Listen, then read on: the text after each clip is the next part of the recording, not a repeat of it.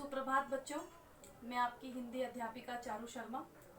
आशा है आप सभी घर पर स्वस्थ और सुरक्षित होंगे और सभी ट्यूटोरियल्स को ध्यान से देख रहे होंगे, अपनी पढ़ाई पर ध्यान दे रहे होंगे और अपना गृह कार्य भी कर रहे होंगे।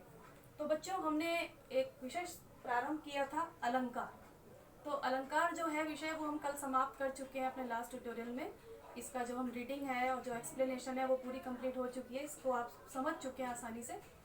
अब अलंकारों को पहचानना कैसे है, अलंकार एक बहुत ही महत्वपूर्ण विषय है। ये आपको 10th क्लास तक भी आता है, 10th के बोर्ड में भी आता है।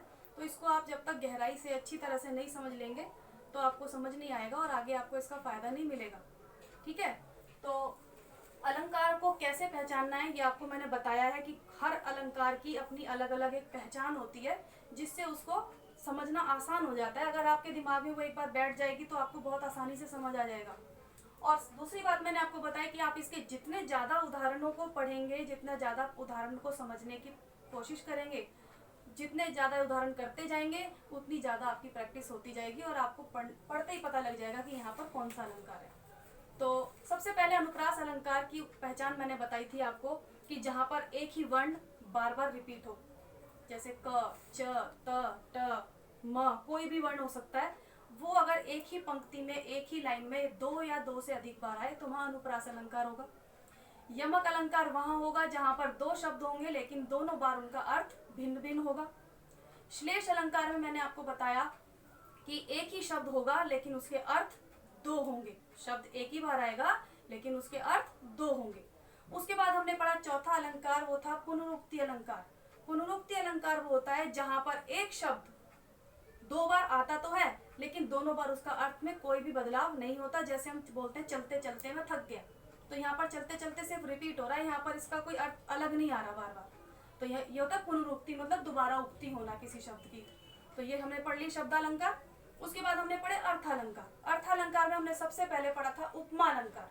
उपमा का मतलब होता है तुलना करना, कंपेरिजन करना। जहां पर सा से सी लगा होगा, चंद्रमा सी, कोमल सी, सुंदर सी, ठीक है, तो वहां पर होगा उपमा अलंकार, जहां पर उपमेय और उपमान में तुलना की जाती है। ठीक है, उसके बाद हमने पढ़ा रूपक अलंकार। रूपक अलंकार थोड़ा थोड़ा सुनने में या समझने में हमें उपमा जैसा लगता है, लेकिन ये उपमा अलंकार नहीं होता, ये उससे बिल्कुल भिन्न है। यहाँ पर क्या होता है, तुलना नहीं की जाती, यहाँ पर दो वस्तुओं को समतुल्य बता देते हैं। जैसे किसी बच्चे ने कहा, मैंने आपको एक उदाहरण बताया था, मैया मैं तो चंद्र खिलौना लई हूँ। जो श्री कृष्ण जी हैं वो कह रहे हैं कि वो जो चंद्रमा जो खिलौना है मुझे वो चाहिए। उसने चंद्रमा को ही क्या बता दिया, खिलौना बता दिया। तो वो चंद्रमा बच्चे को क्या लग रहा है, खिलौना लग रहा है।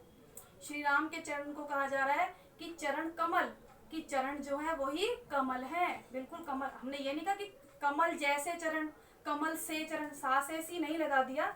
तो कुछ कुछ होता उसके जैसा ही है, लेकिन क्या करते हैं उसमें हम सा से सी जो वाचक शब्द है वो हट जाता है, बीच में से एक योजक चिन्ह लग जाता है। योजक चिन्ह भी एक पहचान है, योजक चिन्ह लगा होता है और दोनों शब्द जो होते हैं बिल्कुल बराबर हो जाते हैं। ठीक है, रूपक अलंकार के बाद हमने पढ़ा उत्प्रेक्षा अलंकार। उत्प्रेक्षा अलंकार की सबसे अच्छी पहचान यह है कि इसमें हमेशा क्या लगा होगा, मनहु मानो, जनहु जानो। इसमें आपको किसी बात को मानने के लिए बोला जाता है कि मानो ऐसा हो रहा हो, जानो ऐसा हो रहा हो, जैसे ये हो रहा हो वैसे ये हो रहा हो। तो यहाँ पर किसी चीज को होती नहीं है लेकिन उसके जैसा मानने के लिए बोला जाए, वहां पर होता है उत्प्रेक्षा अलंकार। उसके बाद हमने पढ़ा था मानवीकरण अलंकार। मानवीकरण अलंकार वो है जहां पर किसी भी व्यक्ति वस्तु की तुलना, जो व्यक्ति की नहीं, हम कहेंगे कि कुछ वस्तुओं की तुलना मनुष्यों के साथ की जाए, जो चलती फिरती तो नहीं है लेकिन हम ऐसा कल्पना करें, ऐसा सोचे, कभी इस तरह से लिखे। जैसे हमने कल पढ़ा था कि एक गुलाब ये सोच रहा है कि अगर विधाता ने मुझे बोलने के लिए स्वर दिए होते तो मैं भी बता पाता कि पतझड़ के मौसम में जब पत्तियां झड़ जाती हैं, फूल गिर जाते हैं तो हम पर क्या बीतती है। तो गुलाब सोचता तो नहीं है, लेकिन कवि ने क्या किया, उसको इंसान की तरह सोचा कि क्या इसके अंदर भी भावनाएं हो सकती हैं। तो बड़ा ही सुंदर रूप उन्होंने मानव जैसा उसको दे दिया। तो यहाँ पर कौन सा अलंकार है, मानवीकरण अलंकार। उसके बाद एक अलंकार और हमारा था इसमें, अतिशयोक्ति अलंकार। अतिशयोक्ति, अतिशयोक्ति होता है बहुत ज्यादा बढ़ा चढ़ाकर किसी बात को कहना, उसका उदाहरण मैंने आपको बताया था कि हनुमान की पूंछ में लगन न पाई आग, लंका सिगरी जल गई, गए निशाचर भाग। कि यहाँ पर पूंछ में आग लगने से पहले ही लंका को जला हुआ बता दिया और ये भी बता दिया कि सारे राक्षस भाग गए। तो ये था आपके सारे अलंकारों का निचोड़। एक बार फिर से मैंने आपको रिवाइज करवा दिया कि आपको बिल्कुल भी कहीं कोई डाउट संदेह किसी तरह का नहीं रहेगा। आपको हर अलंकार की एक पहचान बता दी है कि उसको कैसे पहचानना है। तो उसके बाद अब आपका गृह कार्य ये बनता है आज का कि ये आपको उदाहरण दिए मैंने 10-11 उदाहरण है यहाँ पर। इन उदाहरणों को आपको पढ़ना है, ठीक है। इसमें आपको इनको पढ़ने के बाद पहचान करनी है कि कौन सा अलंकार है, कौन सा अलंकार है और वो अलंकार क्यों है। आप पहले तो नाम लिखेंगे यहाँ पर ये अलंकार है, वो अलंकार यहाँ पर क्यों है उसका कारण लिखते हुए कि इस पंक्ति में अब देखो विमल वाणी ने वीणा ली। एक समझा देती हूँ मैं आपको, विमल वाणी ने वीणा ली, यहाँ पर व वर्ण जो है वो बार बार आ रहा है, 3 बार आया व, ठीक है। इसलिए यहाँ पर व वर्ण की आवृत्ति एक बार कई बार हो रही है, इसलिए यहाँ पर अनुप्रास अलंकार की छटा है। तो आप इसको ऐसे लिखेंगे, प्रस्तुत पंक्तियों में व वर्ण की आवृत्ति अधिक बार होने के कारण या दो से अधिक बार होने के कारण यहाँ अनुप्रास अलंकार की छटा है।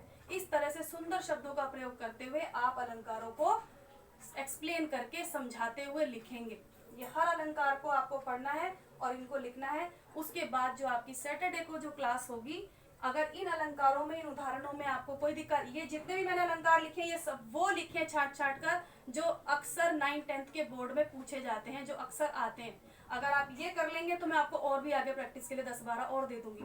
लेकिन अगर इनमें आपको कोई दिक्कत आती है, उसके बाद आप सैटरडे को जो डाउट क्लास है, आपसे बार बार कहा जा रहा है कि जो भी डाउट क्लास होती है उसमें कोशिश करें, ट्यूटोरियल्स को देखें, अपनी प्रॉब्लम्स को लिखें, उसके बाद वहाँ पर ज्वाइन करें और अपनी प्रॉब्लम्स को पूछने के लिए आए। सिर्फ टाइम पास ना करें, उसको हंसी मजाक ना समझें। आपके फायदे के लिए आपको वो क्लासेस दी जा रही हैं, उनको अटेंड कीजिए। जैसे हम समय निकाल रहे हैं आप भी समय निकालिए, आपका ही फायदा है। तो बच्चों आपको समझ आ गया होगा क्या गृह कार्य करना है। सभी उदाहरण को आपको करना है रजिस्टर में, इनके उदाहरण लिखने हैं, इनको आपको सॉल्व करना है और इनकी जो भी किस कारण से वो उदाहरण है वो लिखना है। तो आज के लिए इतना ही। अपना ध्यान रखें और जितने भी आपको बताए जा रहे हैं कोरोना वायरस से लेकर जितने भी आपको बताए जा रहे हैं प्रिकॉशंस लेने के लिए, वो सारे लेते रहें, घर पे रहें और खुश रहें।